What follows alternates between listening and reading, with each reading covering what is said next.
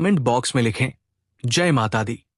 माता रानी आपके सभी कष्टों को समाप्त करें, आपकी झोली खुशियों से सदैव भरी रहे। दोस्तों, भूलकर भी कन्याओं को ऐसा खाना कभी मत खिलाना। जानिए 2025 में कन्या पूजन कब है और क्या है कन्या पूजन की विधि। दोस्तों, नवरात्रि का महापर्व माता दुर्गा, माता लक्ष्मी और माता काली तथा 9 देवी अर्थात 9 कन्याओं को समर्पित है। कन्या पूजन करने से हमारी समस्त पीड़ा दूर होती है, दुख दर्द दूर होते हैं, हर कष्ट दूर होते हैं, गृह क्लेश हमारे जीवन से हमेशा के लिए दूर हो जाते हैं।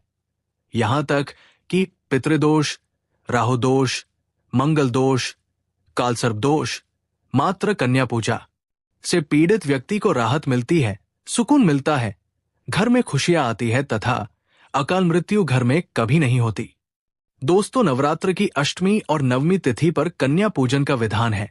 इस बार महाअष्टमी तिथि 5 अप्रैल 2025 यानी कि इस दिन शनिवार है और नवमी तिथि 6 अप्रैल 2025 दिन रविवार को है। ऐसे में आप अष्टमी और नवमी को इन दोनों तिथियां में कन्या पूजन अवश्य ही करें। कन्याओं को भोजन अवश्य खिलाएं। शास्त्रों में 9 दिनों के नवरात्रि को बहुत ही शुभ और मंगलकारी माना जाता है और वही 8 दिनों के नवरात्रि को अच्छा नहीं माना जाता। ऐसे में 10 दिनों के नवरात्रि बहुत ही शुभ माने गए हैं। शास्त्रों के अनुसार नवरात्रि के दिनों में माता रानी का पूजन करने से, कन्या पूजन करने से मां अभय वरदान प्रदान करती है। कुंडली में जो कष्ट होते हैं उन्हें ठीक कर देती है। श्रीधर की तरह ही सच्चे हृदय वाले व्यक्ति के सभी कष्टों का निवारण मां शीघ्र ही करती है।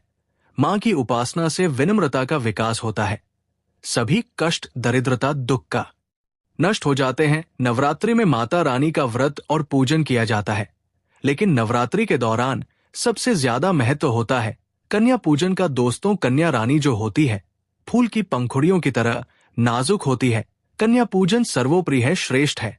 कन्या के रूप में स्वयं जगदम्बा देवी, माता वैष्णो, 9 देवियां अर्थात समस्त ब्रह्मांड इनके शरीर के कण कण में वास करते हैं।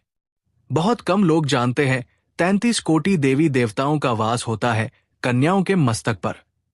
कन्या चाहे छोटी हो चाहे बड़ी हो, वो सदैव पूजनीय है, मां के समान मानी जाती है। दोस्तों, माना जाता है व्रत और उपासना से माता रानी इतना प्रसन्न नहीं होती है जितना कि कन्या पूजन से होती है। नवरात्रि में छोटी छोटी कन्याओं को माता रानी का स्वरूप माना जाता है। कन्याओं को भोग लगाया जाता है, उन्हें प्रसन्न किया जाता है और बदले में आशीर्वाद मांगा जाता है। कन्याओं को प्रसन्न करने के लिए गिफ्ट आदि उपहार वगैरह दिए जाते हैं। माना जाता है अगर कन्याओं को कोई भेंट दी जाए और वह उसे खुशी हुई, स्वीकार कर ले, तो इसका मतलब है माता रानी अर्थात माता वैष्णो ने वो भेंट स्वीकार कर ली। जिन पर कन्याएं प्रसन्न होती है तो समझो उन्हें माता रानी का आशीर्वाद मिल गया और माता रानी की कृपा से उन्हें मोहमांगा वरदान प्राप्त होता है। कन्या पूजन कोई मामूली पूजन नहीं होता। समस्त ब्रह्मांड में जो पूजा होती है उनसे बढ़कर कन्या पूजन को माना जाता है। 10 बार गंगा स्नान करने से और 100 बार यज्ञ करने से तथा 1000 बार यात्रा करने से जो पुण्य मिलता है वो मात्र एक बार कन्या पूजन करने से करोड़ों गुना भक्त को मिल जाता है, प्राप्त हो जाता है।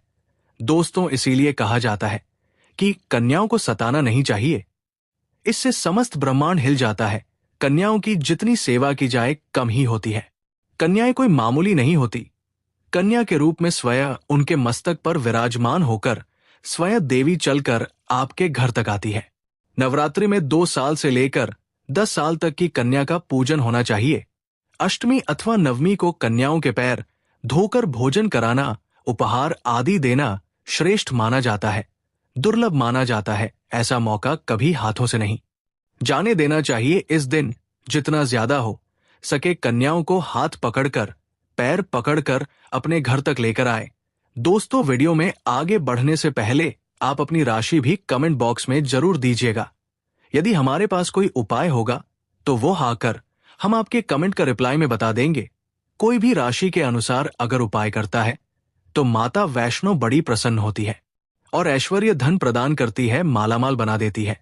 इसीलिए राशि कमेंट में जरूर छोड़े और हाँ, माता को एक लाइक जरूर करे। लाइक करने में कंजूसी न करें। दोस्तों, कैसे करे कन्याओं का स्वागत? कन्या जब आपके घर आए तब सभी के पैरों को दूध और पानी से उनके पैरों को बुलाना चाहिए। खासकर मर्दों को कन्याओं के पर आवश्यक धोने चाहिए। इससे वैष्णो प्रसन्न होती है। दोस्तों, फिर उसके बाद कन्याओं को किसी साफ जगह पर जमीन पर कपड़ा बिछाकर बैठाना चाहिए। उनके माथे पर अक्षत फूल और कुमकुम लगाना चाहिए। फिर उसके बाद भोजन ग्रहण करवाना चाहिए। लेकिन हमेशा याद रहे, कन्याओं की थाली में 3 पूरियां कभी ना रखें।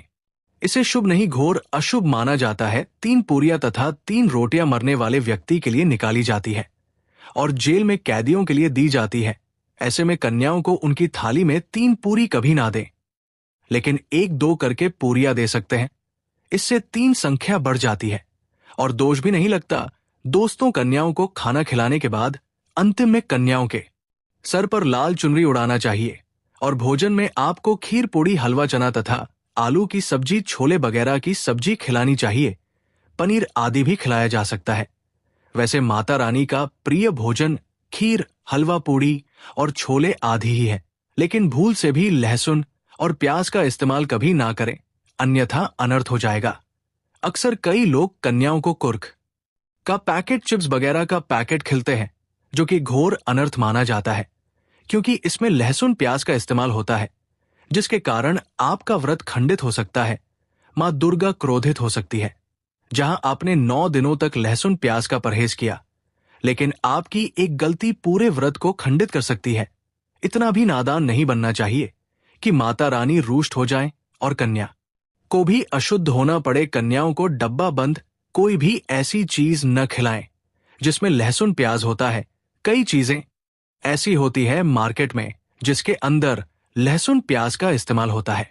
ऐसा आप कभी मत करना। दोस्तों, कई लोग कन्या पूजन में खाना घर पर नहीं बनाते और मार्केट से रेडीमेड लाकर ही खेलते हैं तथा दही जलेबी खिलाते हैं, क्योंकि शुभ नहीं माना जाता है। तो ऐसा खाना खिलाते हैं जिनके घर में मान लीजिए कोई दुर्घटना आदि हो गई है या घर में कोई बीमार है या कोई मुसीबत है, तब वो ऐसा करते हैं। लेकिन अगर आप स्वस्थ हैं, आपको कोई पीड़ा नहीं है, तो ऐसा भूल कर भी नहीं करना चाहिए। माता रानी दही जलेबी नहीं, आपके हाथों का बना भोजन खाना चाहती है, आपका प्यार चाहती है। फिर चाहे आप घर में एक ही पूरी क्यों ना बनाए माता के लिए, पर आप स्वयं ही अपने हाथों से माता रानी को भोजन खिलाएं। देखिए, भले ही आप दही जलेबी खिला सकते हैं, परंतु माता को घर का बना हुआ शुद्ध भोजन ही अति प्रिय है। खासकर नवरात्रों के दौरान घर में पका खाना अवश्य बनाना चाहिए। माता रानी बहुत प्रसन्न होती है। घर का बना पका खाना ही कन्याओं को खिलाना चाहिए। हमेशा याद रखें, कन्याओं को प्लास्टिक के बने दोने में खाना नहीं खिलाना चाहिए। ऐसे बर्तन पूजा पाठ के लिए शुभ नहीं, अशुभ होते हैं, क्योंकि प्लास्टिक के ज्यादातर बटन जो होते हैं जानवरों की हड्डियों द्वारा बनाए जाते हैं। इसीलिए ऐसा पाप मत करना। कन्याओं को हमेशा स्टील के बर्तन या पत्तों से बने बर्तनों में ही भोजन कराना चाहिए। बहुत ही शुभ माना गया है। अगर पेड़ के पत्ते में भोजन कराते हैं तो माता अभय वरदान प्रदान करती है।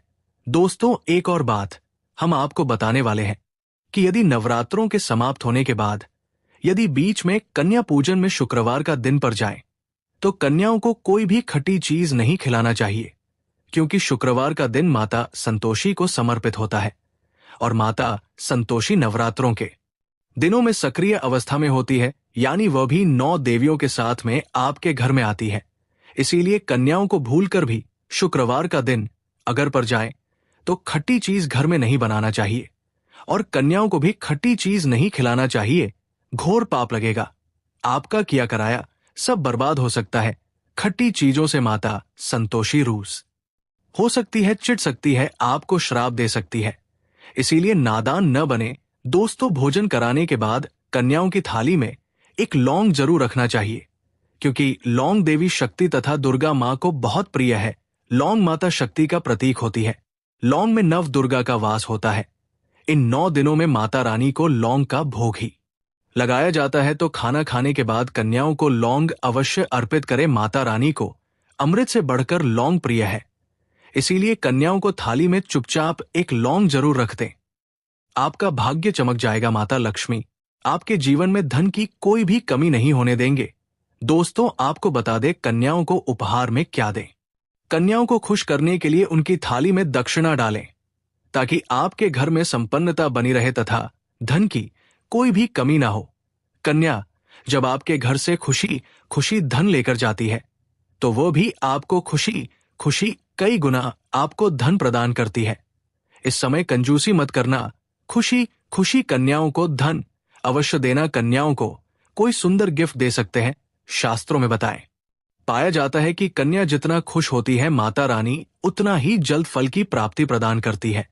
ऐसे में आप कन्याओं को चॉकलेट बॉक्स दे सकते हैं तथा खूबसूरत कपड़े दे सकते हैं। याद रहे, काले कपड़े ना दें। और स्टील के बर्तन भी गिफ्ट के तौर पर दे सकते हैं। याद रहे कि कन्याओं को लोहे का कोई भी सामान नहीं देना चाहिए, नहीं तो राहु केतु का प्रभाव आपके जीव में प्रवेश कर जाएगा। राहुकाल तथा राहु दोष आपको लग जाएगा। आप बर्बाद भी हो सकते हैं। दोस्तों, जब कन्या अपने घर के लिए